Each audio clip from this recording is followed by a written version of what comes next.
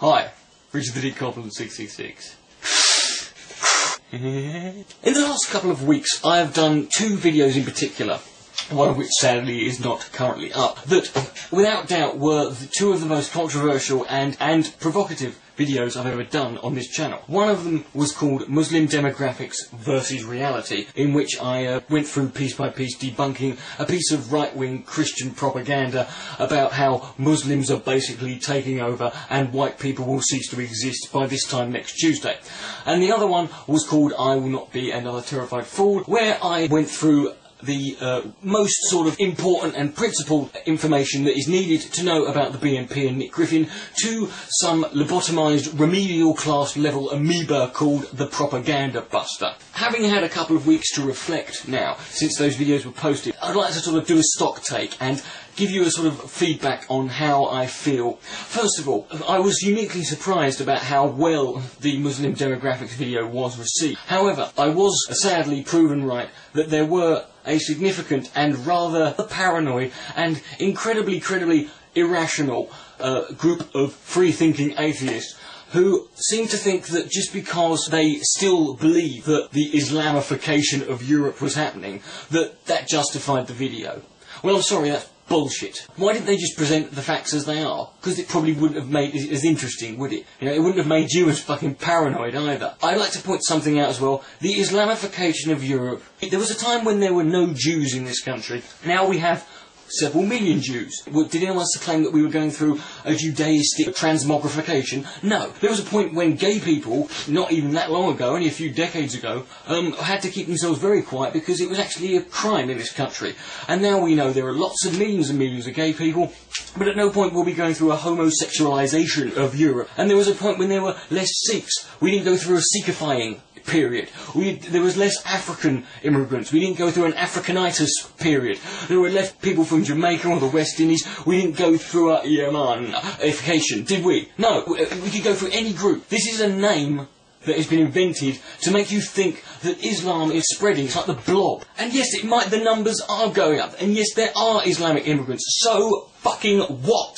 I had people saying the most fucking stupid things in those comments. Well, I'm going, look at Islam. It's an imperialistic ideology. Oh, because of course we here in Europe, particularly the British, imperialism is something we would never ever stoop to, is it? That area, this part of the world, the Middle East, has for 1400, 1500 years has had Muslims there all the time. You know that? And bugger all's happen. It's not. And then you've got people saying things like most blacks adopt Islam. You know, Christianity is a white person's religion. Yes, because Jesus, he was your regular Casper the Friendly fucking cracker-ass cracker-honky bitch, wasn't he? And people's paranoia seeping through. And it was interesting as well to see how many atheists, how many rational free thinkers who use logic and common sense and reason,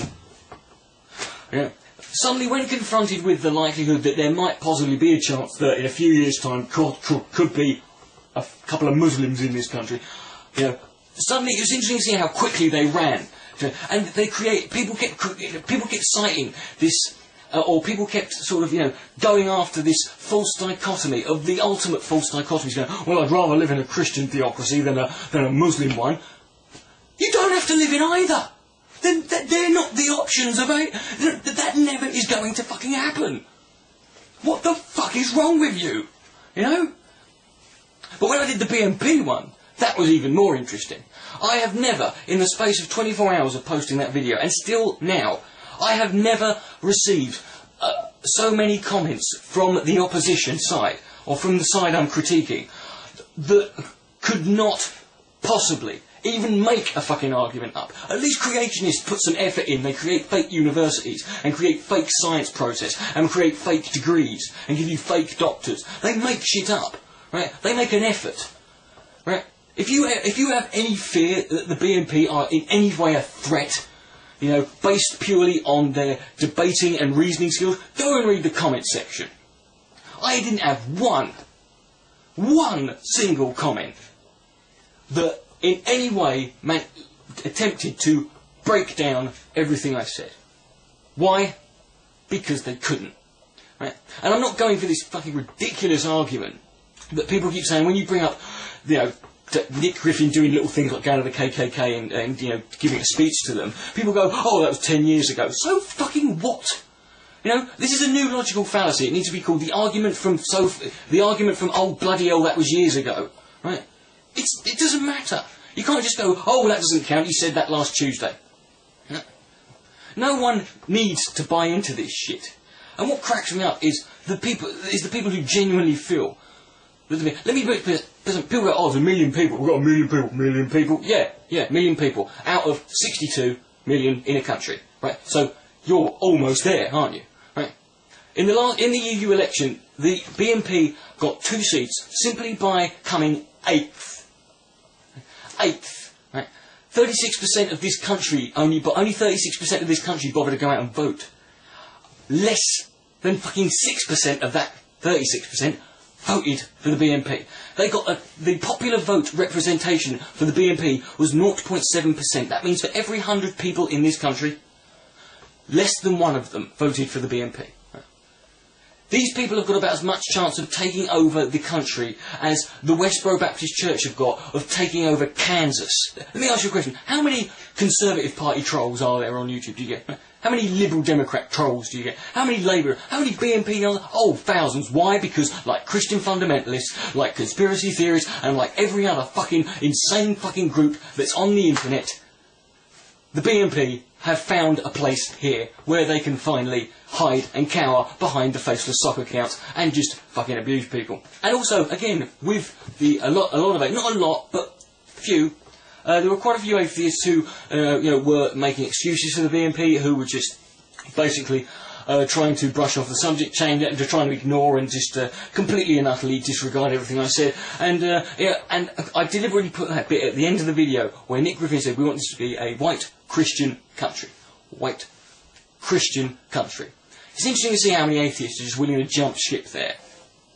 Because you haven't got the balls, right? You run around on places like YouTube and you fucking sit there, you hide behind your little fucking account posting comments to Christians, calling them deluded and calling them retarded and talking about how ridiculous it is, Jews. But as soon as you're confronted with a couple of brown people with some weird rituals and big beards, suddenly you're, oh no, we'll just side with them for now. Wait. You don't deserve, you don't deserve to. You shouldn't have the right to go around laughing at any religious people if you are going for that, because it's pathetic. But the ultimate problem I have here is we're now confronted with this false dichotomy again, where people go on about, well, it's the BNP or Islam. I'm going with the BNP. Right, I'm going to go to France and live there. How's that? How about we have neither? I find it funny that we spend so much time in this country at the moment paranoid about Muslims and, concerned about the BNP. And yet, let's look at the facts. The BNP in the election, at best, 1 million people. No. Muslims, best estimate, is around about 2.25 million. Put them together. So it's 3.5 million. 3.5 million people. There are 62 million in this country, and we spend our time concerned over the likelihood that one day we'll have to choose between the 2 groups that are represented by this 3.5 million. So there's 58.5 million people left over, sat there worrying about these people. Right? But, you see, because there's no necessarily winning with these people, I realise there are problems on all sides here. But, see, this is the great thing about being a far-left, liberal, linen shirt-wearing, lily-livered, limp-wristed, little piece of fucking mung bean enthusiast eating, illegal immigration-loving, abortion enthusiast like myself, that the right wing are paranoid and fearful of. See, because my attitude is compromise, right? You've got to find a compromise, right? You can't just, one group is never going to win against the other. And what annoys me most is it's not so much the Muslim extremists in themselves, and it's not so much the BNP yobbos or the white power skinheads or the National Front fucktards in and of themselves. What annoys me is every time they're in the news for some unfortunate reason, it's completely and utterly counterproductive. Right? You never, for example, you always hear about these 2, these 2 skinhead lads who are out with their bulldog tattoos and their fucking, drain pipes and their Doc Martens, and they're high off their tits on meth and other things, and they've been snorting glue, fresh from the fucking Pritt stick tube, and they go out and they see some guy who's slightly brown, and they beat the living shit out of him and smash his brains out over the floor and kill him, right, in an act of barbaric, blind fury and racial hatred. And the problem I have, and what annoys me even more than that, is it always turns out that the kid they beat up, it's never some, it's always some like lad from Morocco or some lad from Algeria who's like a sort of scientific genius. He was on a fucking, he was on a scholarship to Oxford University or Cambridge or something. He was in line to fucking, he was working on the cure for cancer. He was this close. It's always someone like that. I wouldn't mind if once in a while these expressions of, instinct and blind prejudice that these people exhibited would happen to someone who it turned out afterwards, it turns out Raj was going to blow up the Houses of Parliament and Canary Wharf. Then you wouldn't mind as much. And the Muslims are even worse, right? Not the Muslims in general, but the jihadi suicide bomber lot. Those lot, what do they want to do? They want to kill the infidel, the white man who wants to destroy Islam, the white man of the West to kill the infidel. So they have these suicide bombing missions. What happens? They attack, where do they attack? Central London and New York. The two most ethnically diverse and multicultural fucking cities in the fucking world. Killing, between them, about 6 white people. What is the fucking point of that? Right? What? So I put my head together. In the meantime, the rest of us normal people like me, right, we are stuck in the middle, having a deal with these fucking Rottweilers loose off the fucking lead, running around, scaring everyone. But here's an idea. Right? Here's just a compromise. I'm not saying we should do this. In fact, this is just, this isn't even advice. I'm not, it's just a thought I had one day. Right? Why don't all the Muslims in this country who are looking to, suicide bomb at some point, they've got they've gone to college, they've got the GMBQ, they're doing it, they're waiting for the opportunity to come along. Why don't all of you just get together, so in one group, so we've got every Muslim suicide bomber in one group, and then you all get on a coach, and then you all travel on a specific date, which just so happens to be the same day that the BNP are having their big annual general meeting, get-together, conference, whatever. So every member of the BNP is in one fucking scout hut in Blackburn or whatever. And you all travel there, right? And then, whilst they're all in there, mixing and mingling, everyone's in there, all the Muslim suicide bombers run in there, quickly surround them, get in the middle, go shout, Allah Akbar, pull the cords, and... At that one moment, everyone is a winner. The BNP are winners. Why? Because the last thing they saw was Muslims running in, taking over, invading and killing everyone. That is exactly the fucking principle they're trying to base their entire campaign on. So they are vindicated and they die feeling that they were right and that they were the ones who could have saved them. The Muslims get it what they want because they get to kill all the white infidels who are hell-bent on destroying Islam and getting it out of the country, and they get to go to, go everywhere and have sex with 15 dead sheep or whatever the hell it is. Right? And the rest of us in the country, the other 58.5 million of us, we have instantaneously been spared and relieved of these two groups of annoying twats. I'm not saying that's... I'm not condoning that. I'm just saying it makes sense. Now, I shall be leaving Muslims and the BNP alone, but not for long. I will be coming back to this in a couple of weeks when I will be having a nice little surprise for you. It's going to be good.